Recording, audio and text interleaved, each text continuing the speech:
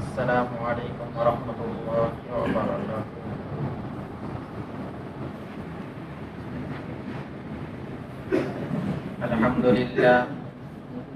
الحمد للہ وکفی وسلام علی عبادہ الذین اصطفی، اما بعد، اعوذ باللہ من الشیطان الرجیم، بسم اللہ الرحمن الرحیم۔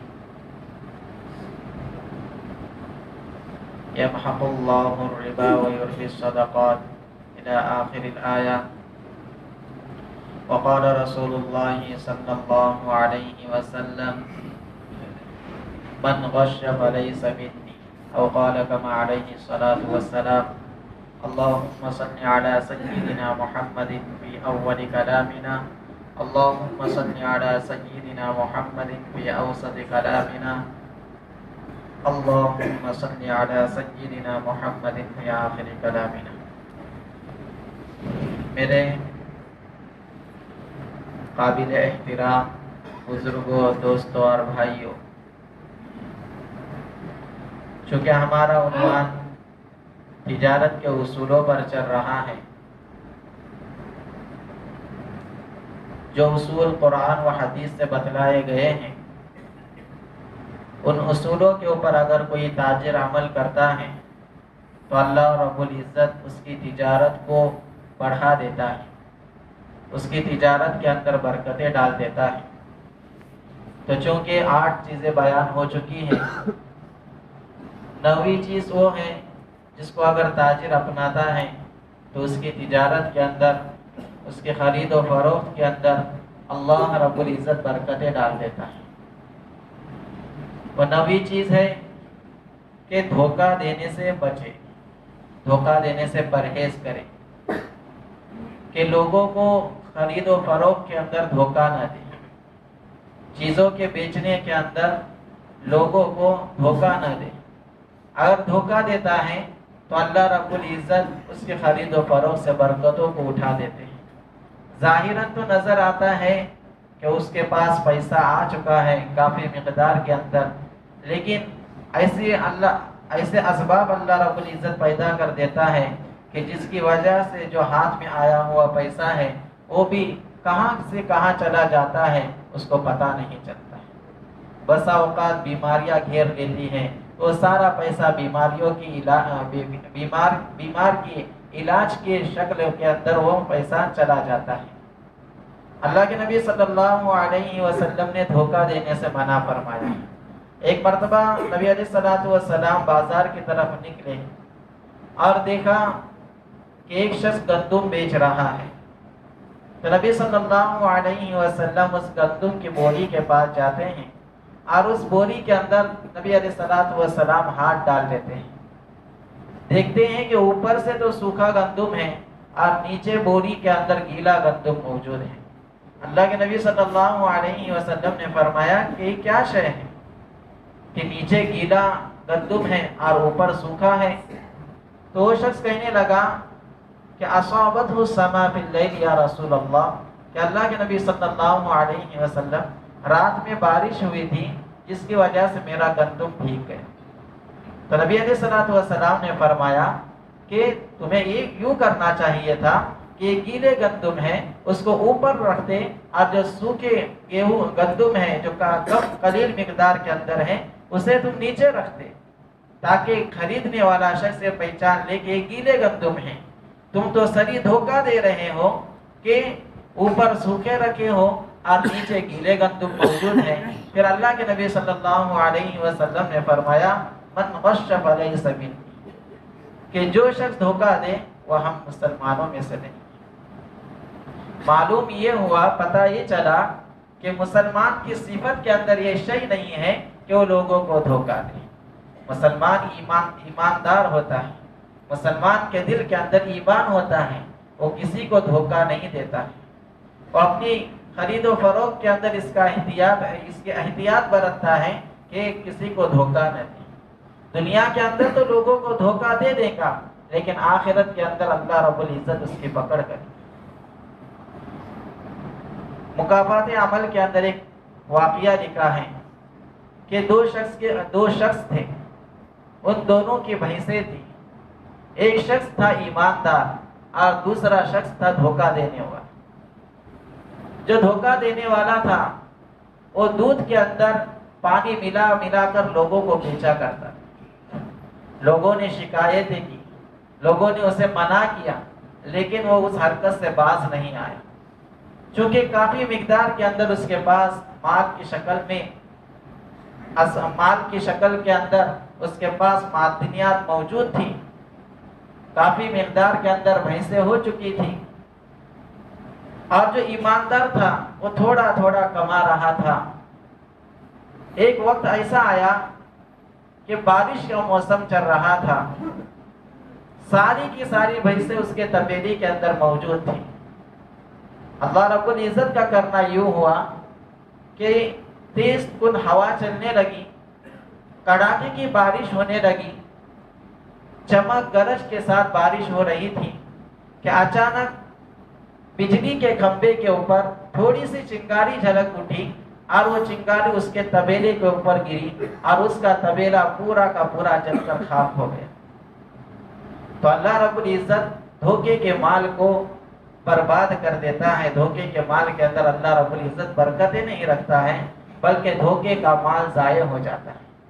لہذا ہر شخص کو دھوکہ دینے سے بچنا چاہیے، خصوصاً تجارت کرنے والے افراد، تجارت کرنے والے حضرات، کہ جب خرید و فروخت کر رہے ہیں تو وہ دھوکہ دینے سے باز رہیں۔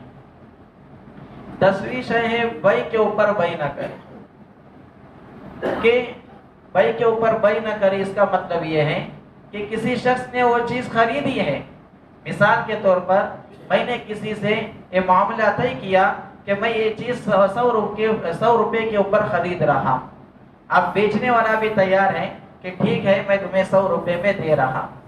اب دوسرا شخص آ کر کہتا ہے کہ نہیں میں تمہیں اس کے 110 روپیہ دے دیتا ہوں، تو یہ بے کے اوپر بے ہوئی۔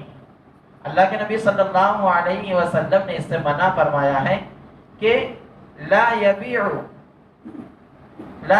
الرجل علی بیع اخیہ، کہ اپنے بھائی کی بے کے اوپر بے نہ کرے۔ اسی طریقے سے ولا یخطب اخیہ علی خطبتہ، کہ کوئی شخص اپنے بھائی کے نکاح کے پیغام کے اوپر اپنا نکاح کا پیغام نہ بھیجے۔ اللہ کے نبی صلی اللہ علیہ وسلم نے اس سے منع فرمایا ہے۔ اور ہوتا یوں ہے کہ ہم نیلامی کرتے ہیں، اس سے بھی اللہ کے نبی صلی اللہ علیہ وسلم نے منع فرمایا ہے کہ ولا تناجشوا، کہ نیلامی مت کرو، کہ بولی رکھتی ہے کہ یہ شاید 100 روپے کی ہے، پھر دوسرا کہتا ہے کہ نہیں میں 110 روپے میں، پھر کہتا ہے کہ نہیں میں 120 روپے میں۔ اللہ کے نبی صلی اللہ علیہ وسلم نے فرمایا وَلَا تَنَاجَشُوا، کہ نیلامی مت کرو، اس کے اندر تباہ کن شکلیں ہیں۔ اللہ رب العزت اس کے ذریعے سے مالوں کو تباہ و برباد کرتا ہے، اس کے اندر اللہ رب العزت نے برکتیں نہیں رکھی ہیں۔ اللہ رب العزت ان بے میں سے، ان خرید و فروخت میں سے اللہ رب العزت برکتوں کو اٹھا لیتا ہے۔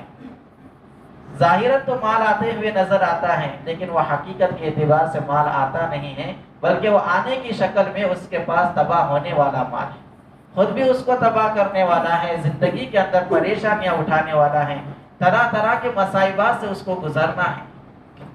لہذا اپنے بھائی کی بے کے اوپر بے نہ کریں، ولا تناجشوا، اور نیلامی نہ کریں۔ 12ویں چیز ہے کہ فروخت کرنے والے کو بھی دھوکہ نہ دیں۔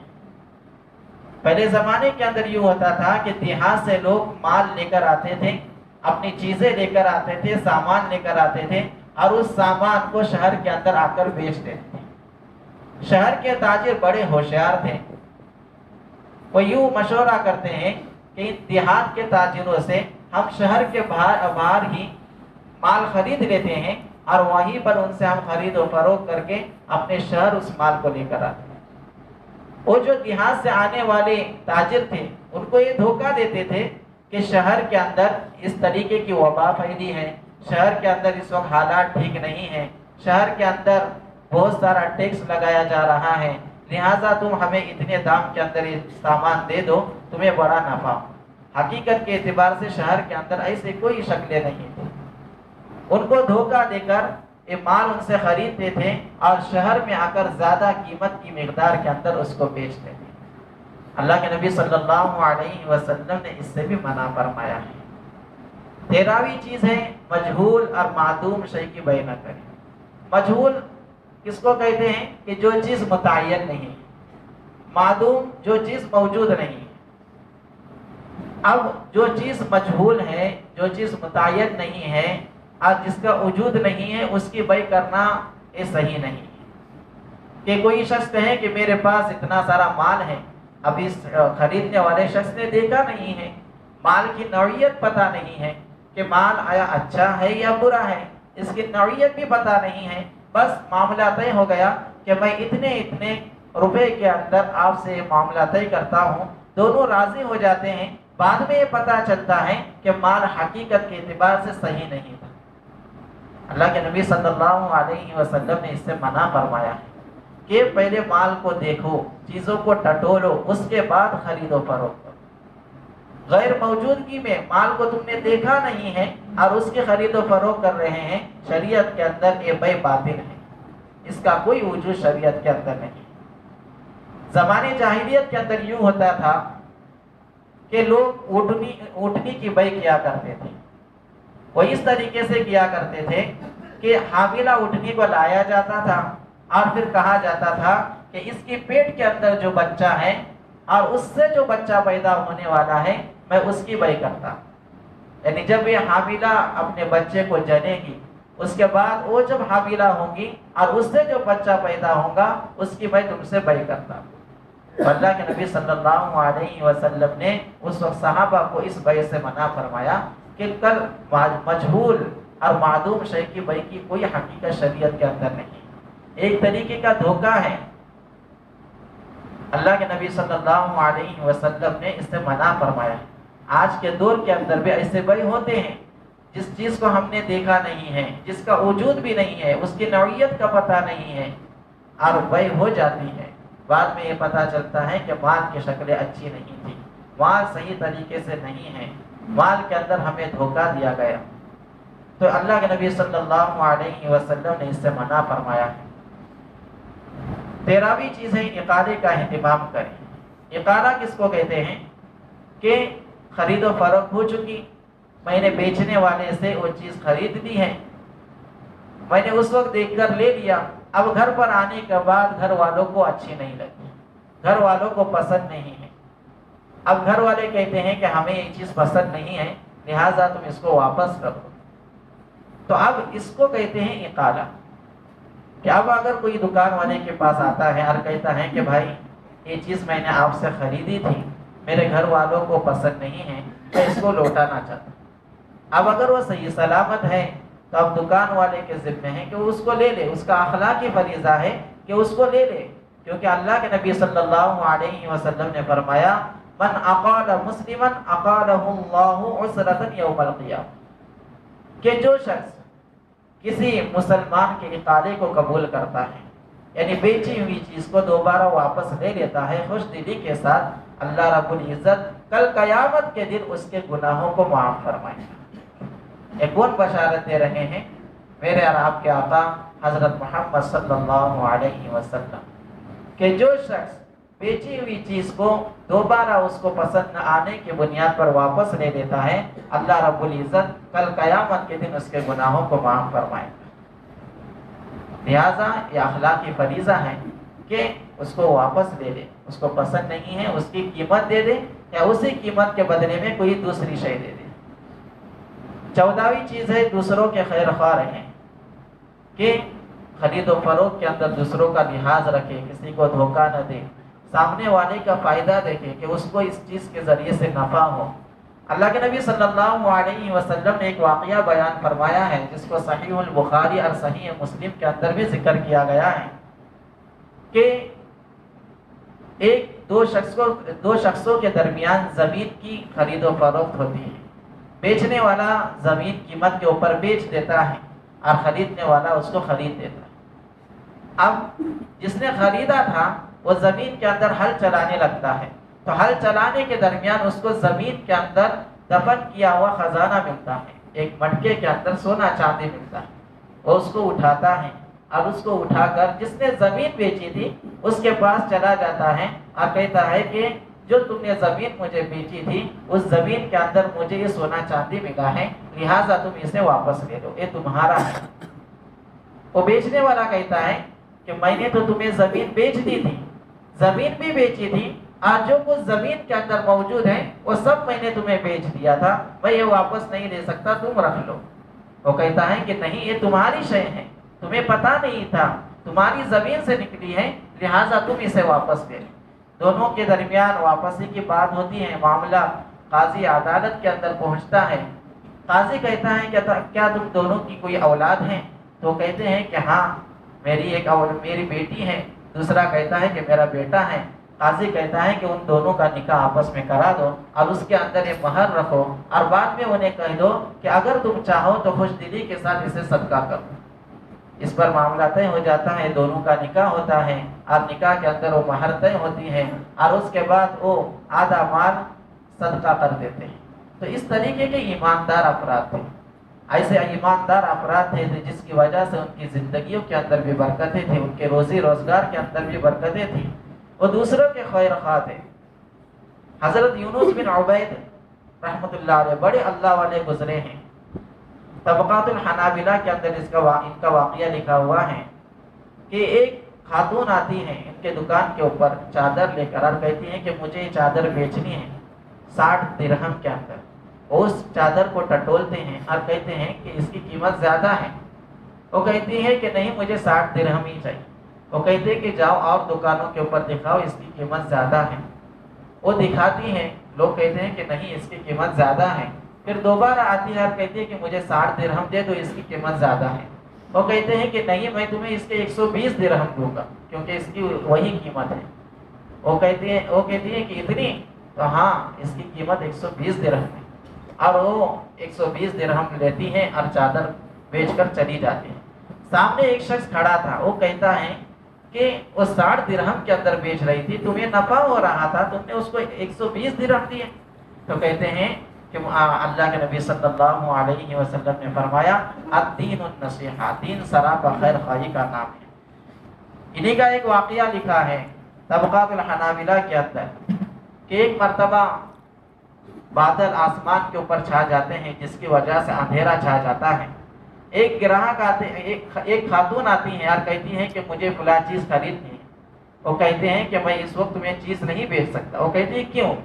کیونکہ بادل چھا چکے ہیں، تمہیں اس وقت مال صحیح طریقے سے نظر نہیں آئے گا اور جس کی بنیاد پر تمہیں خراب مال ملنے کا اندیشہ ہے۔